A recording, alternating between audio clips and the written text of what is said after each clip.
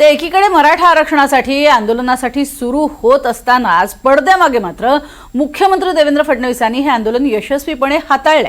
टीका होत असताना फडणवीस आरक्षणासंदर्भात काम करत होते। नेमकं काय घडलं पडद्यामागे पाहूयात।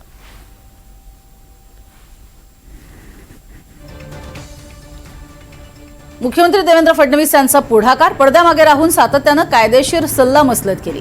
राज्याचे महाधिवक्ता आणि मराठा आरक्षण मंत्रिमंडळ उपसमितीच्या 4 बैठका घेतल्या। तर मागण्यांच्या अनुषंगाने मसुदा तयार केला। प्रत्येक निर्णयाचा जीआर तयार ठेवला।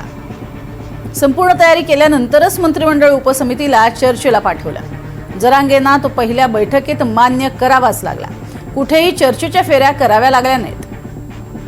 आंदोलन काळामध्ये फडणवीसांना वैयक्तिक टार्गेट केलं, पण त्यांनी संयम दाखवला। फडणवीसांनी सामान्य कार्यक्रम सुरू ठेवले। महाराष्ट्रात त्यांनी गणपती दर्शनही कायम ठेवलं। मुंबई, पुणे, नागपूर इथल्या गणेश मंडळांना त्यांनी भेटीही दिल्या।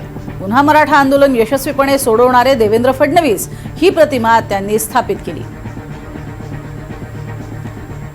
दरम्यान जरांगेंनी उपोषण मागे घेतल्यानंतर प्रतिक्रिया दिली आहे। माझ्यावर टीका झाली तरी विचलित झालो नाही असं त्यांनी म्हटलंय। दरम्यान समाजाचं कल्याण कसं होईल हेच माझं लक्ष होतं असंही फडणवीसांनी म्हटलंय। समाजाला न्याय द्यायचा आहे आणि तो न्याय देताना दोन समाज एकमेकांसमोर येणार नाहीत। दोन समाजामध्ये तेढ निर्माण होणार नाही। दोन समाजामध्ये याला दिलं म्हणून त्याच्यात अन्यायाची भावना तयार होणार नाही। अशा प्रकारचा निर्णय आपल्याला करावा लागेल, कायदेशीर निर्णय करावा लागेल। आणि म्हणून या संदर्भात जे जे काही कायदेशीर आहे त्याचा सगळा अभ्यास करून आम्ही हा निर्णय घेतलेला आहे। याचं श्रेय हे आमच्या मंत्रिमंडळ उपसमितीला आपण दिलं पाहिजे की ज्यांनी खूप चांगलं काम याच्यामध्ये केलेलं आहे, ज्यांनी खूप मेहनत याच्यामध्ये केलेली आहे आणि पुढेही ही समिती सातत्याने समाजाकरता काम करेल। मी एक गोष्ट आपल्याला निश्चितपणे सांगतो, मला दोष दिले, शिव्या दिल्या तरीही मी समाजाकरता काम कालही करत होतो, आजही करतो, उद्याही करत राहील। मराठा समाज असो, ओबीसी समाज असो की महाराष्ट्रातला कुठलाही समाज असो, प्रत्येक समाजाकरता काम करणं हे माझं मी कर्तव्य समजतो। त्या कर्तव्यात कधी शिव्या मिळतात, कधी तुम्हाला फुलांचे हार देखील मिळतात।